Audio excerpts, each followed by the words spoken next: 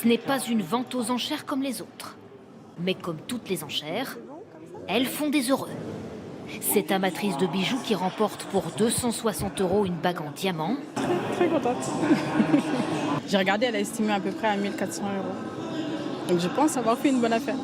Ou ce féru de bolide qui s'offre cette Corvette, adjugée pour 21 000 €.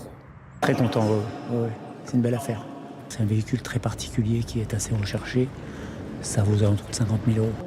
Et si les prix défient toute concurrence et attirent les amateurs, c'est parce que ces diamants, ces pièces d'or, ces montres et autres objets de luxe ont été saisis ou confisqués par la justice à des délinquants. Adjugé 3700 sur le net. Vous avez des sacs Chanel, des sacs Vuitton. Ça, c'est souvent l'apanage des trafiquants de drogue. Alors, c'est pas eux qui les portent, mais ils les achètent pour leur environnement. La Corvette, c'est une personne qui se livrait à l'exercice illégal de la pharmacie. Quand ça touche au portefeuille, les gens se sentent un peu plus concernés et ils voient que concrètement, la justice peut saisir les biens qui sont obtenus de manière illégale.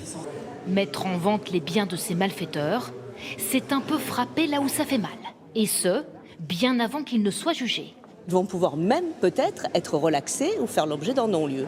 Mais qu'importe, puisque on leur restituera à l'issue le produit de la vente. Et plus ils sont vendus vite, moins ils perdent de leur valeur. Exemple, cette Rolex, adjugée pour 8 500 €. Ou cette paire de baskets Dior.